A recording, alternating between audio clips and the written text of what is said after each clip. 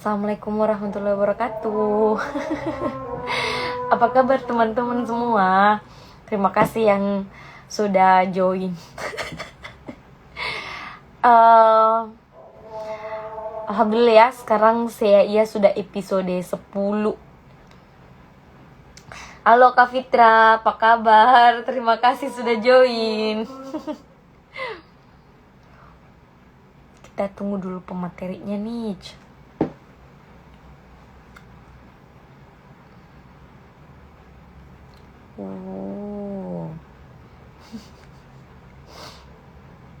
Apa ya nih?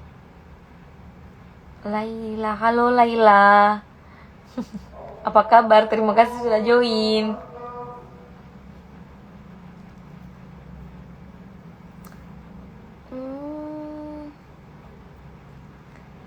Mana ya? Udah 3 loh. Oke.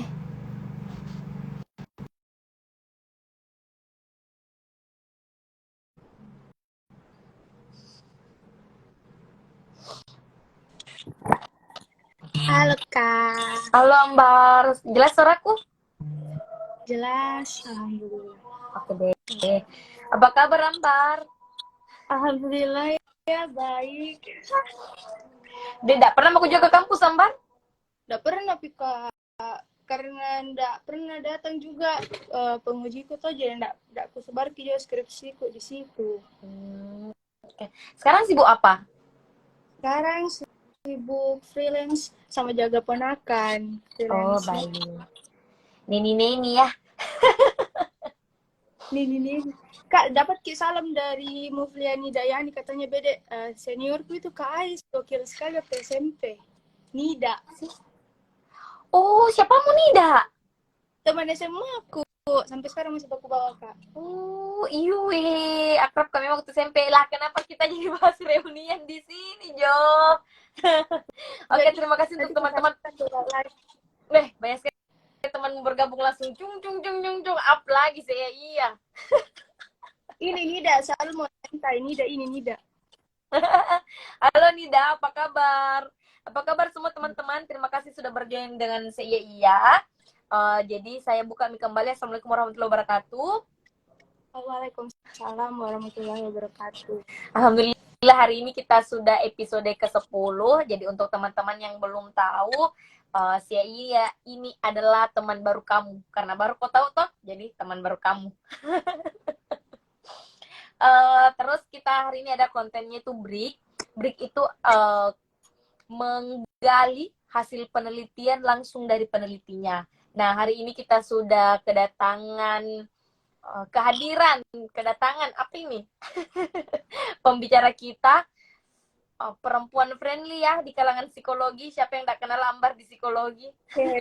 Oke, boleh Kakak Ambar memperkenalkan diri. Halo, assalamualaikum warahmatullahi wabarakatuh teman-teman semua. Perkenalkan, saya Teh Ambarwati, biasa dipanggil Ambar. Saya salah satu lulusan dari Fakultas Psikologi Universitas Negeri Makassar. Terima kasih.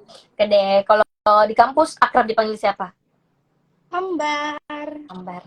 Dan nama aneh-anehnya nama geng di. Alhamdulillah saya normal. Oke deh, kita gali dulu dari awal di Ambar. Setiap orang yang jadi pembicara pasti akan ditanya apa alasannya masuk psikologi. Alasan masuk psikologi karena pertama serandom pergi ke Gramedia, lihat buku-buku tentang psikologi dan mulai tertarik. Terus masuk SMA, itu SMP, mulai tertarik karena waktu itu banyak seminar-seminar yang mengundang psikolog-psikolog bahas tentang kesehatan mental dan lain-lain.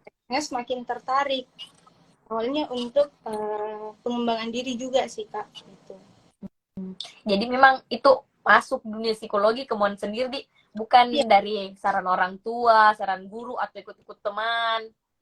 Betul, jadi masuk psikologi tuh kemauan sendiri sampai betul-betul diperjuangkan karena kemarin waktu masuk kuliah itu orang tua maunya kayak yang IPDN, ATKP, tapi karena saya sadar saya tidak di situ kan, basicnya bukan di situ, lebih emang akhirnya mau ke psikologi gitu. Jadi sempat itu juga sih agak struggle masuknya.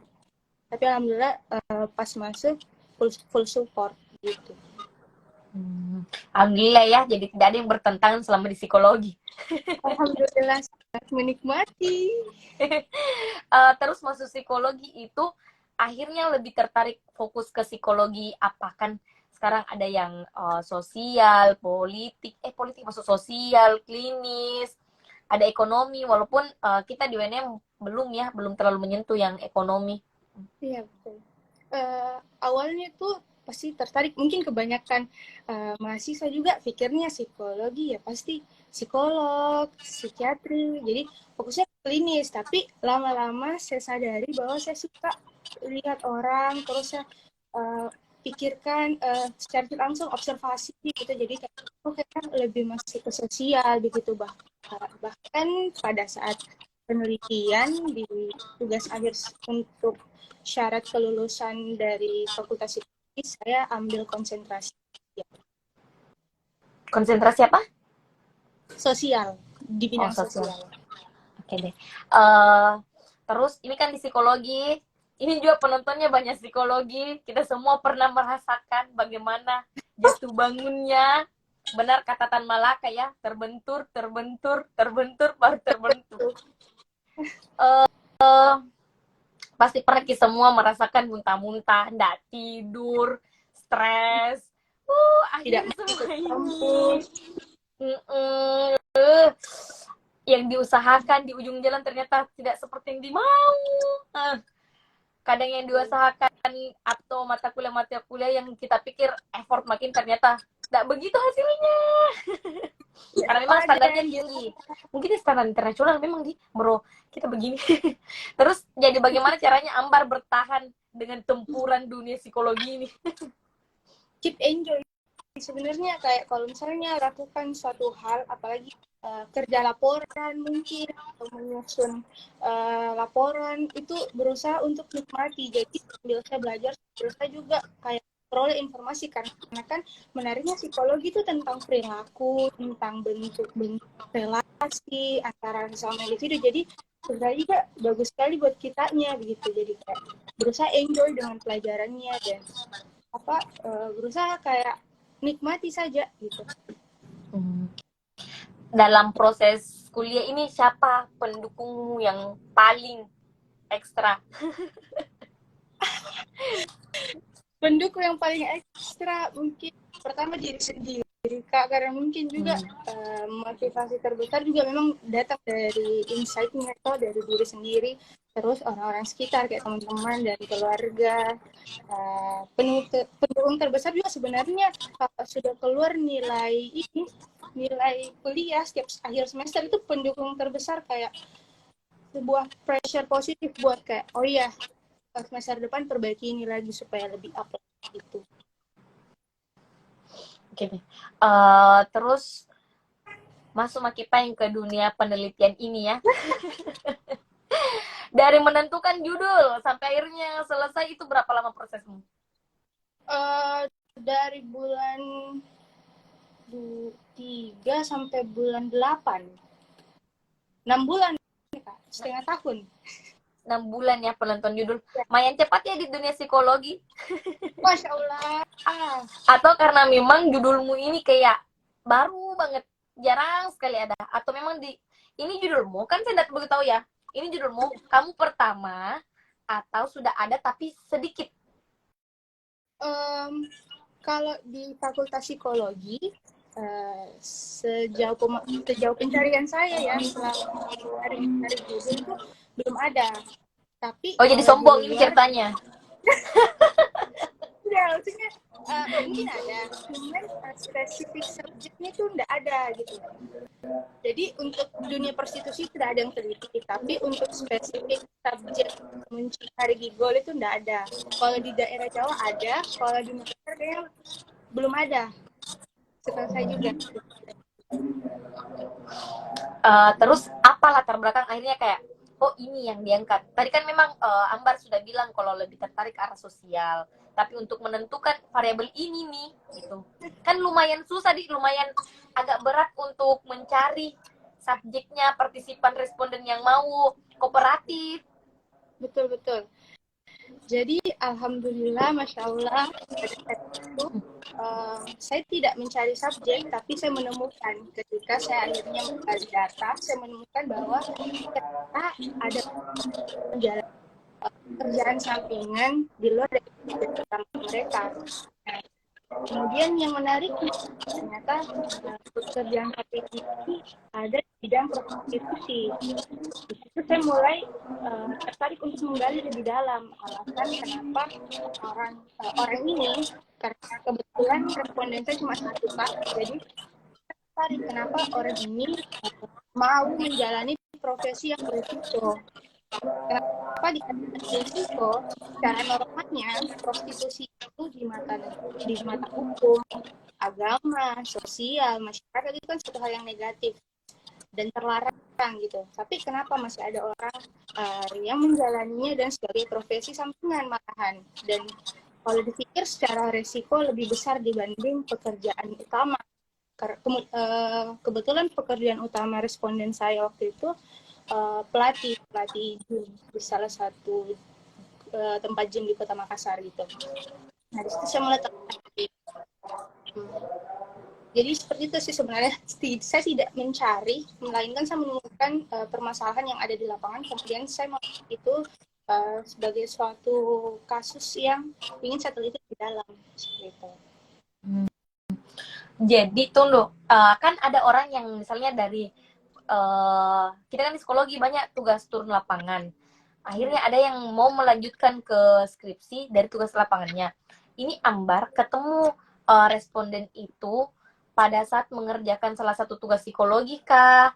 Atau random saja ketemu di luar?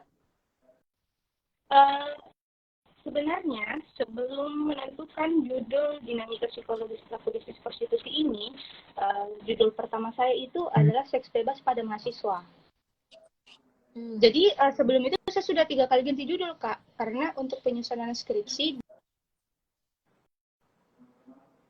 kurang kuat untuk saya ganti judul dalam waktu 2 minggu. Jadi dalam waktu 2 minggu saya menyusun 3 bab sama 3 kali. Nah di situ akhirnya karena dirasa sampel mahasiswa itu terlalu sedikit, jadi saya memperluas pada dewasa awal. Nah, ketika saya menemukan beberapa subjek, saya menemukan ternyata di sela-sela wawancara saya menemukan hal yang wah tidak biasa ini, karena hasil informasinya dia punya pekerjaan sampingan dan itulah pekerjaan sampingannya, dan saya langsung notisnya di situ, tertariknya ke situ. Jadi saya berusaha diskusikan kembali sama pembimbing saya dan pembimbing saya juga suka gitu. Oke, gimana kalau kita meneliti ini, mendalami ini gitu. Karena ini tuh suatu hal yang jarang ditemukan. Jadi saya mulai meneliti itu. Fixnya pas saat itu. Terus ini sebenarnya responden Ambar itu sudah teman atau pas mau meneliti baru mengajukan? Pas mau meneliti baru betul-betul ketemu. Jadi itu dari orang ke orang begitu Kak.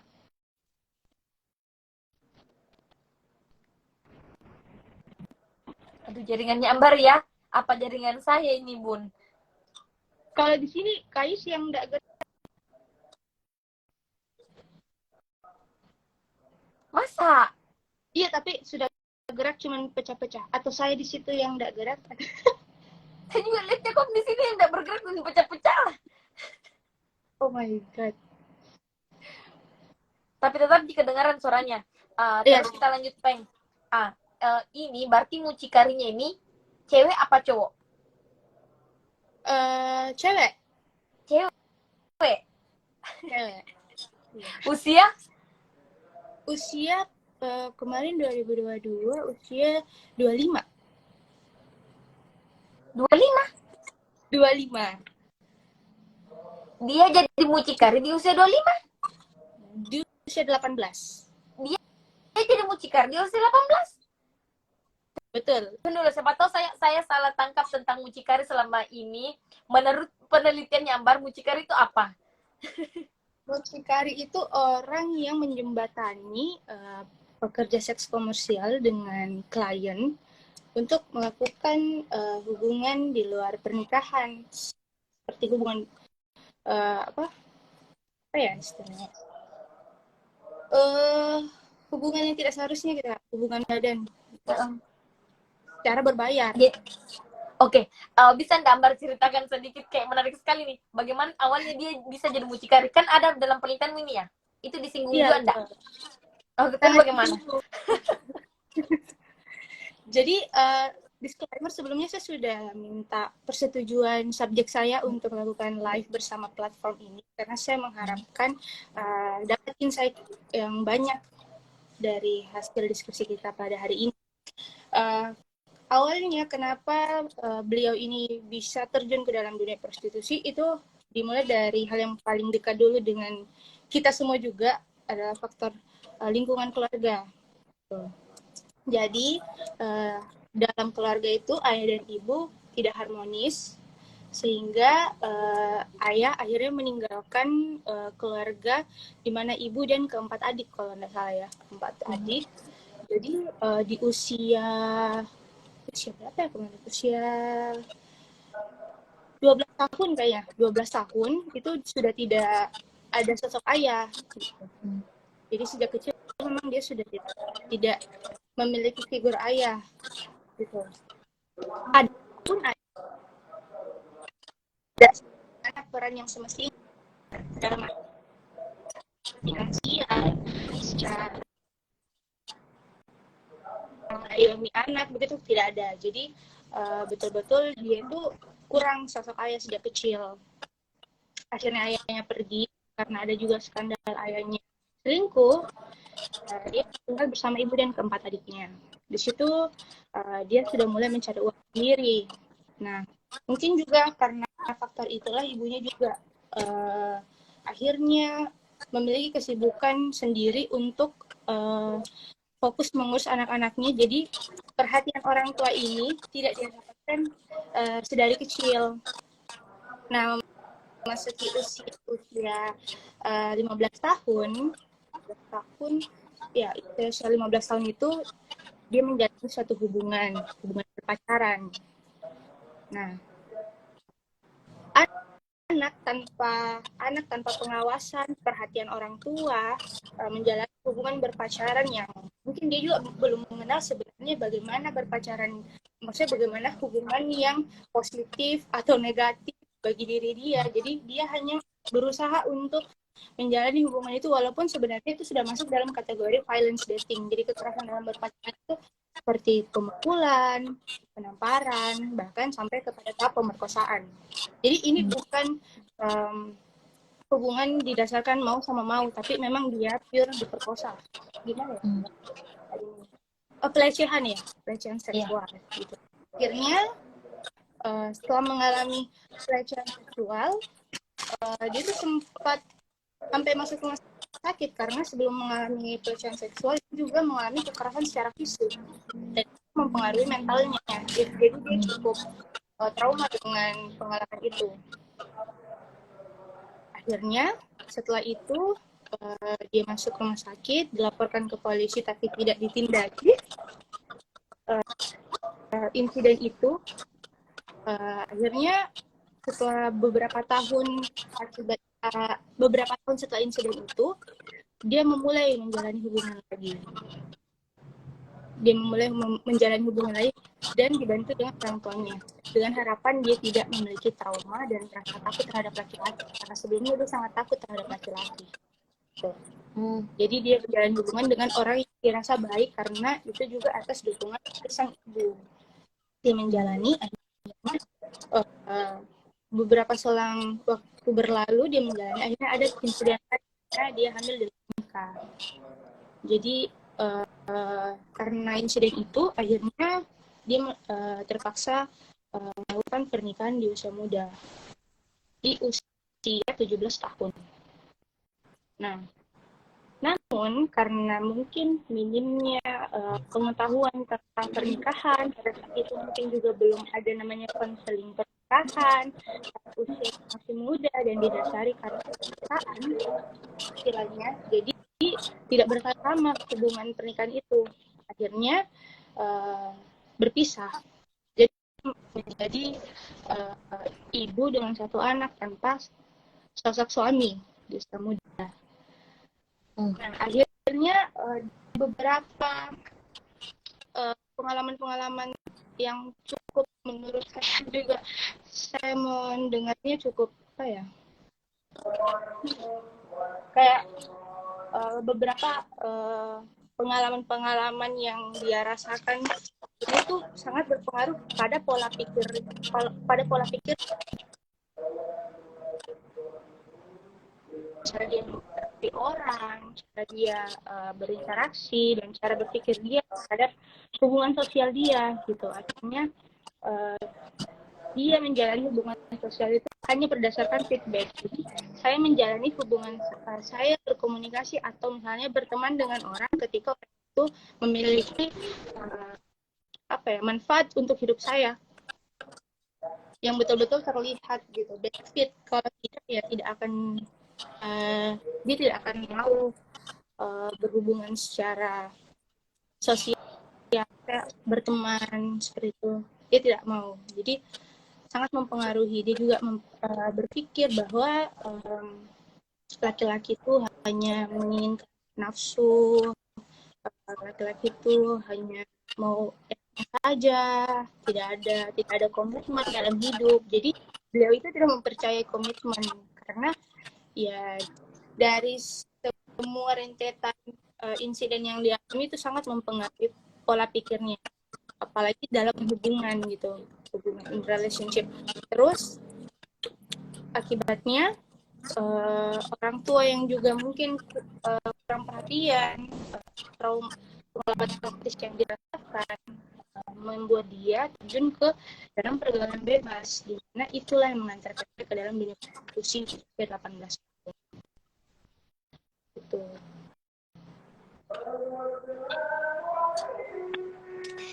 Wow ya, maksudnya benar-benar kayak dari usia remajanya yang dia benar-benar butuh figur bapak juga di situ.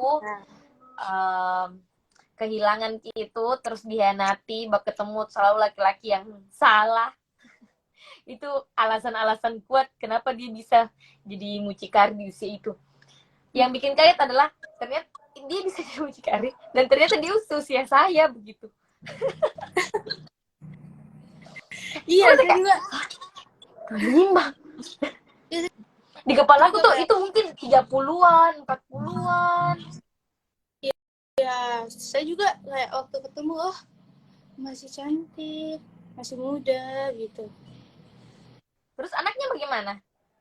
Anaknya tinggal sama ibu, setahu saya ya. Terakhir saya waktu saya komunikasi, saya wawancara itu dia anaknya itu tinggal sama ibu, dia tinggal sendiri, dia ngekos gitu Pak. Jangan sampai kehilangan figur lagi nih anaknya, jadi susah lagi nanti kayak ya mungkin lagi pola asuhnya. Iya sih. Mungkin untuk kalau soal figur saya sudah pasti ya, karena sampai sekarang beliau pun tidak menikah.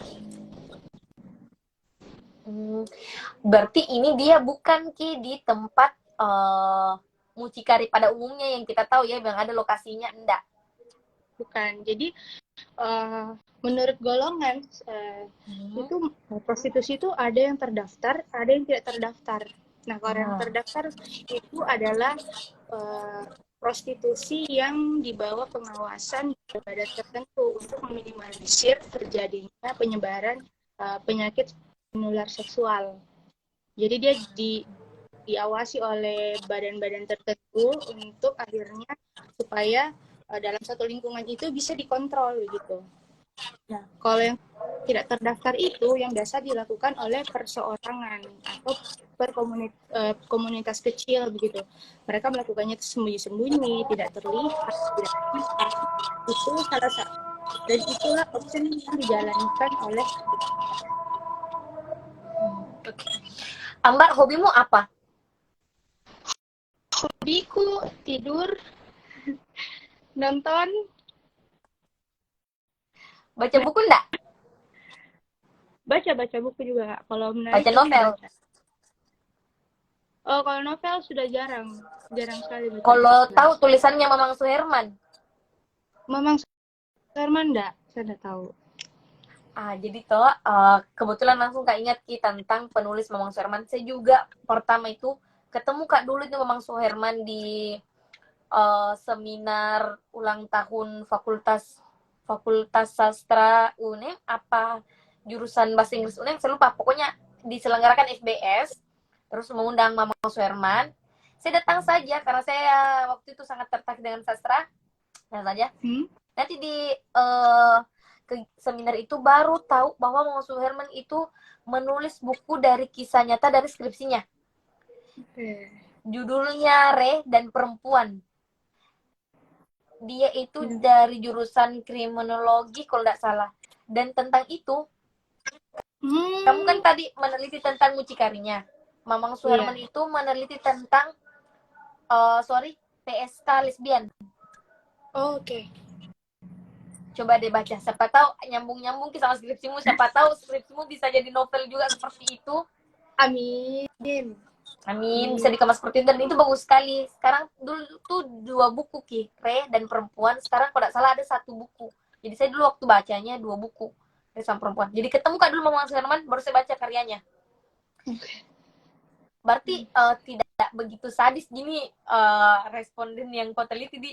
Saya tuh sempat gambaran karena sudah baca bukunya Mamang Suherman, kayak mucikari yang kalau pagi pegang keter, yang katanya kalau misalnya ada ditanya dan diketahuan berbohong langsung tusuk saja gitu. Oh, tidak. Dia lebih manusiawi mungkin ya. Iya, sangat-sangat baik malahan, sangat-sangat baik, sangat komunikatif, sangat enak diajak bicara, jadi ngalir saja. Makanya kayak saya juga tanpa membaca hasil penelitian saya sudah bisa sangat mengingat begitu, karena saya betul-betul seperti saya juga belajar tentang bagaimana memaknai hidup begitu sih. Tapi tadi kan kamu bilang, saya juga setauku kalau untuk profesi yang seperti itu, yang mereka harus kita tahu keuntungan nih. Berarti kalau mau wawancara ada fee-nya gitu. Tidak ada sih Kak, kemarin alhamdulillahnya tidak ada. Iya, dengan apa alasannya dia mau dengan mudahnya mengeluarkan cerita-cerita, maksudnya kan kita tahu untuk masalah seperti itu mau diceritakan kembali ke orang yang siapa ini, itu berat toh. Oke, jadi mungkin karena aksesnya itu dari orang ke orang. Kebetulan orang sebelum dia itu saya kenal, jadi saya coba komunikasi, saya sampaikan tujuanku, bagaimana saya memandang penelitianku, bahwa sebenarnya serta-merta saya tidak menjudgment orang yang menjalani profesi tersebut. Saya lebih ingin menggali bagaimana kemudian dinamika psikologisnya, bagaimana bentuk perubahan yang dialami dalam tentang kehidupannya, sehingga dia bisa memilih jalan ke arah situ, supaya menjadi bahan intervensi di kemudian hari. Saya betul-betul menjelaskan tujuan penelitian saya pada saat itu. Betul-betul meyakinkan beliau sebelum akhirnya beliau, oke, kita bisa wawancara gitu. Kalaupun ada yang dibayar, paling saya cuma bawakan makanan Kak, karena dia suka cerita sambil makan atau minum gitu. Dan dia tuh sangat suka untuk sharing itu, karena dia harapannya dan mungkin juga harapan saya ke orang-orang yang membaca skripsi saya, bahwa kita bisa melihat dari sudut pandang yang berbeda terkait bagaimana prosesnya. Jangan lihat covernya saja pelaku prostitusi, tapi kita bisa lihat bagaimana prosesnya orang itu bisa menjadi pelaku prostitusi dan menjadi mucikari gitu. Tapi teman-teman yang nonton, ini bukan berarti membenarkan apa perilaku mereka ya atau profesi mereka ya. Ini cuma untuk diteliti dan dipelajari bahwa yang membentuk dia sekarang itu karena pengalaman itu. Gitu loh. Kita ambil positifnya, tadi kan negatifnya jadikan pelajaran. Iya, kita ambil pelajaran. Tadi kan juga Ambar bilang ini mau tahu bagaimana dia menjalani hidup, bagaimana proses dia sampai di titik ini dan segala macam. kenapa Ambar ambil studi kasus, ndak fenomenologi? Ambil studi kasus karena memang ini kalau studi kasus kan dia tuh fokus pada subjeknya. Sedangkan memang di penelitian saya ini cukup sedikit dan jarang gitu. Jadi saya memang di cuma satu subjek. Jadi dia hanya fokus pada subjeknya. Sedangkan kalau fenomenologi itu kan dia fokus pada fenomenanya. Jadi fenomena yang terjadi yang mempengaruhi orang gitu. Jadi makanya itulah alasan saya mengambil studi kasus karena dia lebih cocok memang untuk studi kasus. Terus apa kendala dalam proses skripsi ini, terutama pas wawancara dengan respondennya? Kendalanya, apalagi kendala yang kayaknya jarang dihadapi ini orang. Kan kalau misalnya kendala cari dosen, menunggu dosen, semua orang pernah mengalami itu ya. Kendala khusus nih, karena penelitiannya juga khusus ini. Ya, betul. Jadi building rapport sih, Kak. Karena kan kalau misalnya mulai wawancara kan mulai kayak istilahnya kita di-talk kan.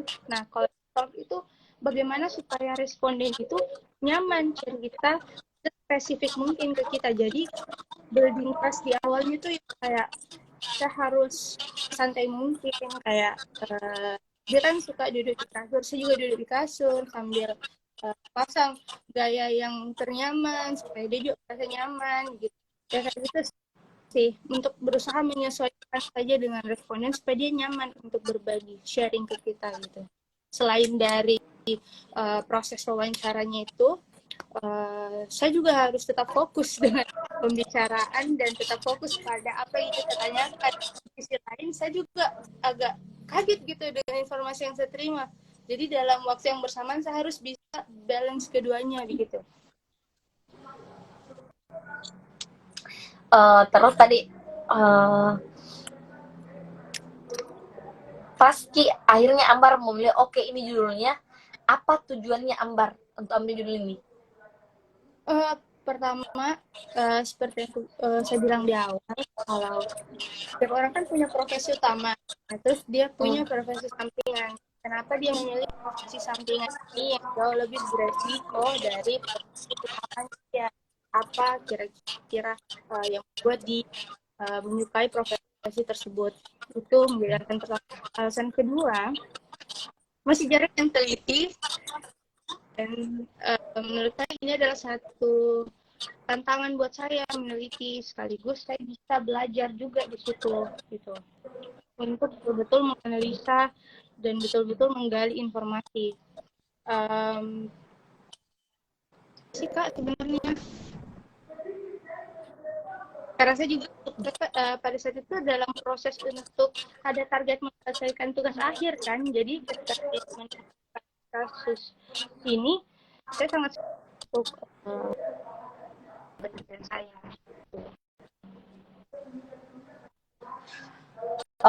Terus ini ada juga pertanyaan titipan yang kayaknya masuk di sini di topik nyambar sekarang. Kalau misalnya ditanya apa sih pentingnya diteliti ini, maksudnya kan orang berpikirnya ini sesuatu yang negatif ya, jadi untuk apa diteliti begitu. Jadi hidup itu kan ada positif dan negatif gitu. Kita juga harus bisa menggali positif untuk menghasilkan menggali satu hal yang mungkin dikiranya orang negatif untuk bisa meminimalisir dampaknya. Jadi sebenarnya tujuannya ini untuk kita bisa tahu bagaimana dampaknya kalau misalnya orang melakukan pekerjaan ini. Apakah dampaknya ini seperti akan merugikan atau bagaimana, supaya nanti kita bisa meminimalisir dan melakukan intervensi yang dilakukan seperti apa, intervensi yang terkait dengan pekerjaan ini, misalnya bisa oleh di bawah naungan badan-badan yang memang terkait untuk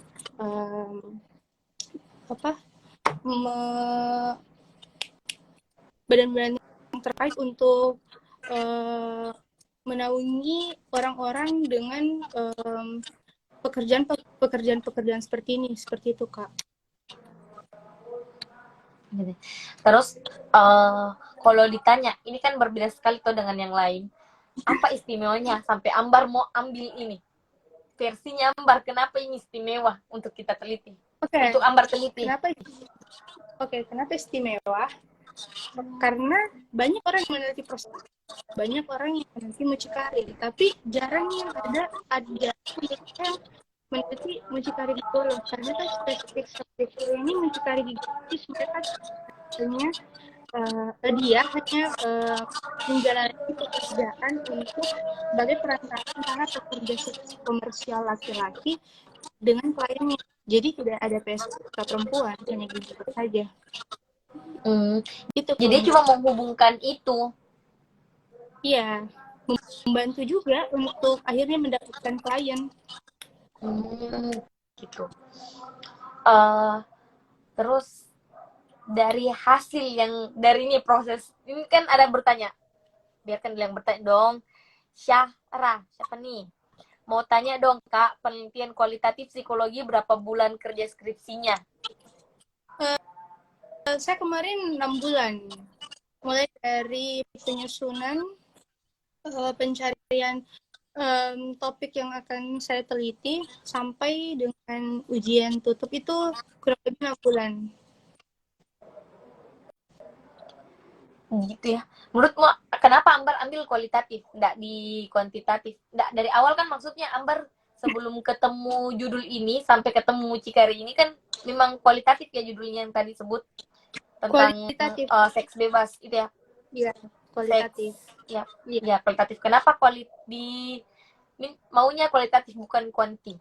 Padahal kan kalau misalnya awal temanya itu seks pranikah, banyak bisa jadi kuanti begitu. Karena memang saya fokusnya mau ke kualitatif, Kak. Sebenarnya awalnya itu disana sama pembimbing kita bilang, oh ya kamu bisa indigenous, tapi indigenous itu semi kuanti, semi juga, jadi penyebaran tapi buka gitu. Dan saya maunya interaksi langsung sama orang karena ya tujuannya memang mau mengasah cara komunikasi juga sama bagaimana sih kalau kita building trust ke orang, kita berusaha mendengarkan orang dengan sama gitu.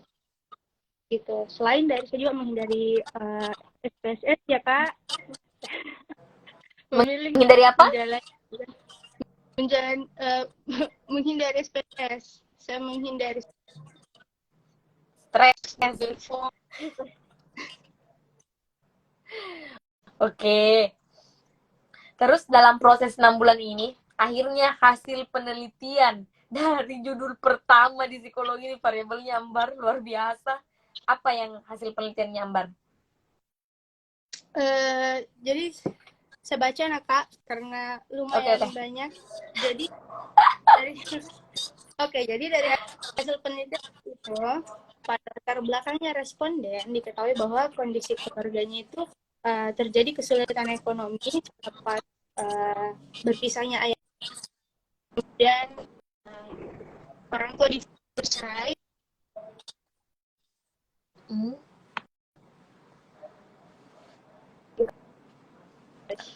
Dulu sabar ya guys, kan jaringannya Ambar.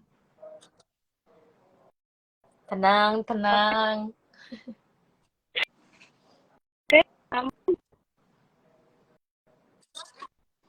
Halo Ambar, apakah sudah kembali? Belum.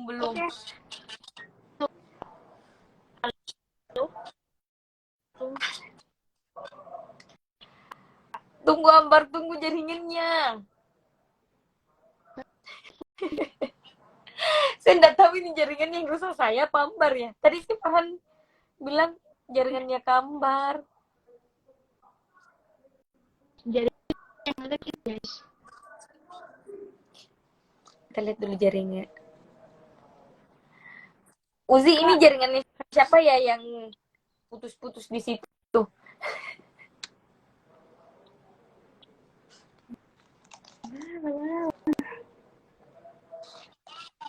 Masih sudah ada suara. Ada Ambar, halo. Atau Ambar keluar dulu baru masuk. Saya tetap. Atau Ambar keluar dulu baru masuk lagi. saya tetap Ini stay saya di sini bagaimana? boleh. Saya ini sudah ada suaranya atau belum ada, Kak? Oh, ada nih, bagus gambar. Oke, Mi. Oke. Tadi kacau sekali. Jadi hasilnya itu yang pertama yang saya tangkap sebelumnya jaringan ini ya adalah bagaimana dia dalam keluarga broken home, perpisahan ayah ibu. Kedua tadi apa? Sampai situ sih.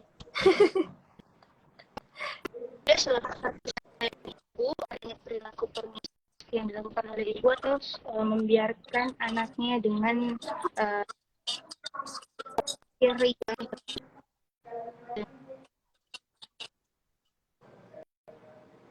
Nah, terus juga selain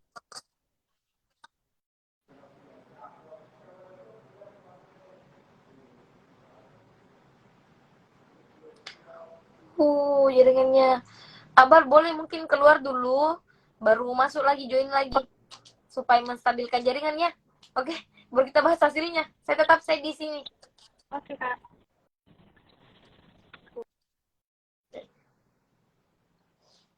Oke. Tenang ya pemirsa yang kepo juga dengan hasil penelitian Nyambar. Biarkan stabil dulu jaringan Nyambar, terus panggil lagi. Bagaimana dengan pertanyaan Uzi, bagaimana dengan pertumbuhan anaknya Mbak Mucikari?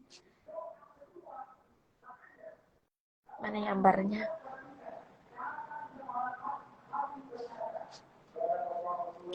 Tri Ambar kita undang. Oke deh.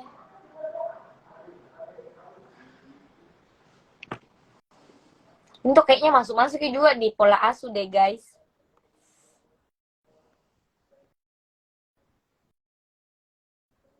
Oke. Apakah sudah ada gambarnya? Oke. Kita tunggu Ambar masuk kembali.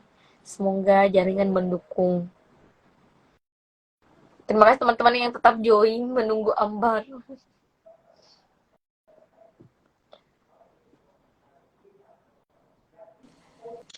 Oke deh, bismillah ya. Semoga jaringannya mendukung. Oke, aman, Kak? Aman. Oke. Boleh lanjut Ambar tadi. Apa hasil dari penelitian yang Ambar dapatkan? Jadi, selain dari kondisi keluarga, ada juga pengalaman traumatis dari yang ditinggal ayah. Jadi, sosok ayah itu sudah tidak ada semenjak berusia. Saya masih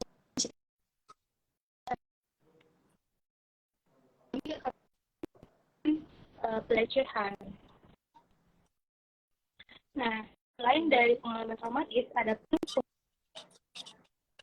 semenjak hamil di luar nikah dan memutuskan untuk menikah di usia muda serta menjadi janda di usia muda. Pelokan atau ejekan, hinaan dari teman sekitarnya yang mengakibatkan akhirnya dia sulit dalam berkomunikasi dan memilih teman untuk dalam pergaulan. Jadi dia memilih pergaulan yang bebas gitu. Maka dari pergaulan bebas itu dia masuk ke dalam dunia olahraga. Disitulah dia menjalani bisnis prostitusi, mulai mengenal orang-orang yang notabene memang menjalani bisnis prostitusi itu. Nah, adapun motif responden dalam menjalani pekerjaan itu, karena pengamatan dia melihat adanya peluang untuk memperoleh uang dan juga merasakan kesenangan pribadi. Untuk pemikirannya sendiri, dia mendapat pemasukan, dia berpikir bahwa dia mendapat pemasukan besar dengan instan dan tergolong mudah bagi dia. Dan secara perasaan, dia merasakan adanya kesenangan pribadi ketika ia melakukan pekerjaan tersebut.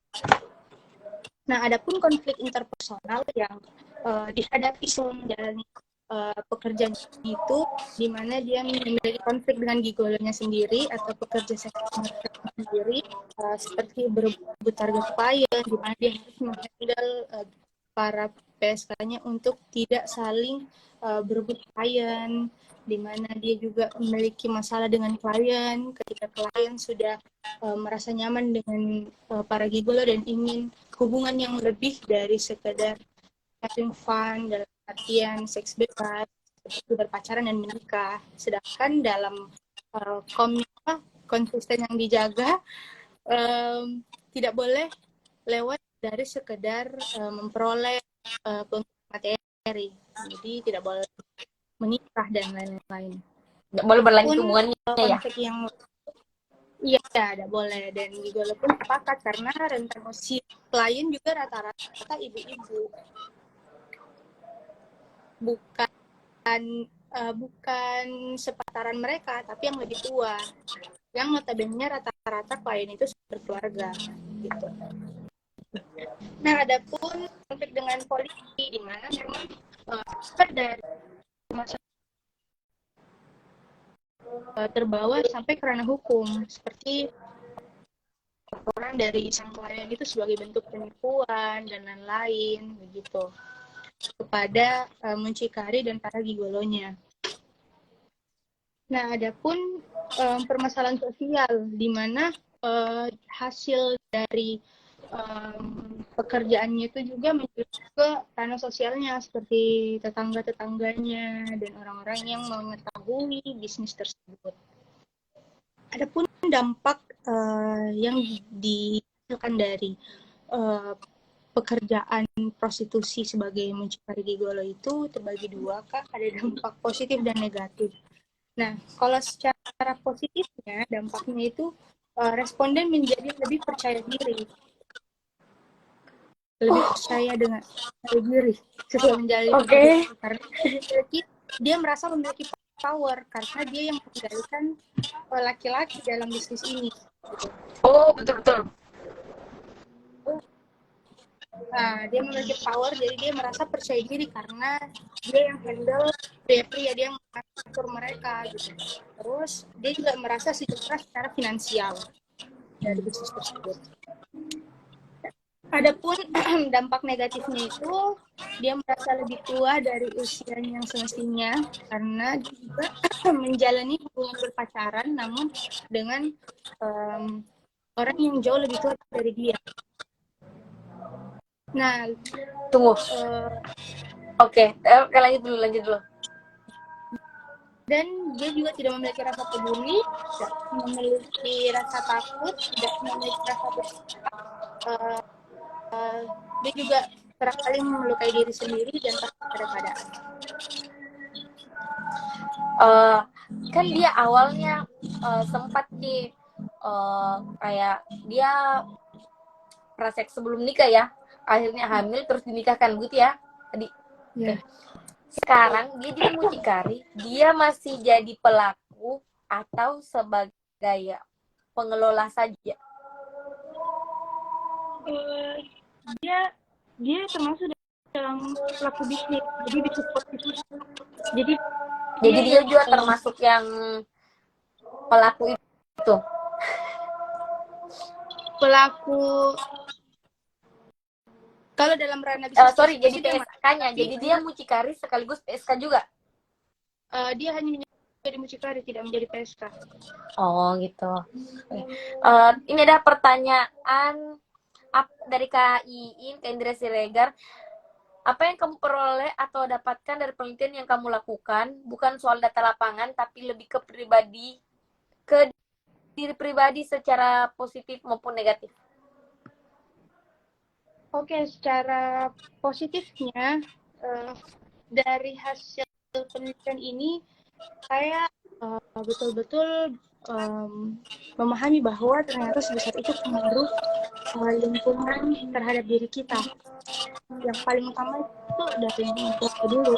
Jadi bagaimana kemudian kepentingan orang tua menentukan keputusan yang sangat besar terhadap dampak yang akan ditimbulkan di dalam rumah itu. Jadi kalau misalnya ditanya untuk diri sendiri lebih ke situ sih. Jadi kayak bekal masa depan untuk bagaimana akhirnya kita lebih aware lagi, lebih dan memilih seperti itu, Kak. Lebih pentingnya, pentingnya peran orang tua nih, bagaimana untuk lebih ke pola asuh ya jatuhnya. Kalau jadi pelajaran untuk diri sendiri di masa depan gitu ya. Oh ini tadi Syahra, apa Mucikari ini Kak bekerja juga sebagai PSK? Tadi sudah dijawab dengan Ambar ya. Tidak, dia sebagai penyedia saja. Nah, terus Ambar, penutup nih. Kalau ada teman-teman adik-adik yang mau melanjutkan variabel atau topik yang mirip dengan Ambar, apa saran Ambar gitu? Mungkin ada kekurangan dari penelitian ini yang bisa jadi saran untuk melanjutkan gitu. Amin, semoga ada yang melanjutkan karena menurut Amin. saya ini perlu untuk bahan intervensi supaya kita bisa melihat dampak yang dihasilkan dan terhindar dari dampak-dampak negatif yang dihasilkan oleh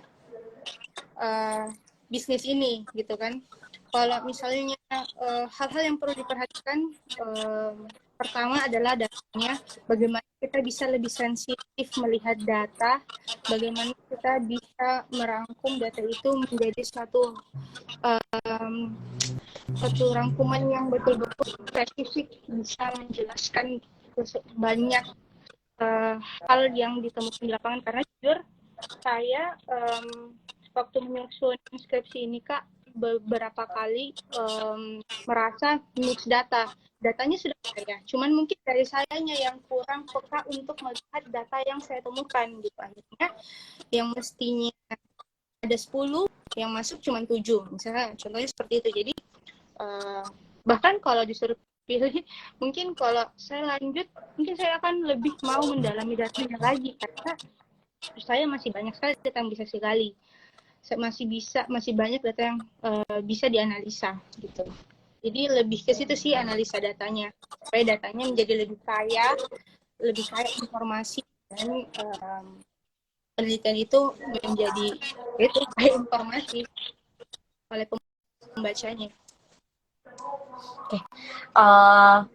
Semoga yang melanjutkan juga salah satunya Ambar ya. Amin. Semoga sekolah lagi dan meneliti lagi dan melanjutkan lagi dan diundang di iya lagi. Amin.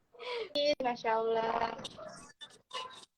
Oke, ada tidak pesan yang mau Ambar sampaikan sebagai penutup? Tunggu dulu Ambar, ada yang Syahra. Saya Kak meneliti juga tentang dunia prostitusi, tapi lebih ke konsep dirinya Kak. Doakan ya Kak, amin. Ini psikologi teman Ambar ya? Kurang tahu Kak. Oh, siapa tahu mau share sama Ambar, boleh ya di DM. Awalnya saya juga kali itu konsep diri, cuman lebih berubah lagi ke dinamika psikologis. Oke, pesan terakhir, pesan sebelum, bukan pesan terakhir ya, pesan sebelum menutup ini dari Ambar ke teman-teman semua.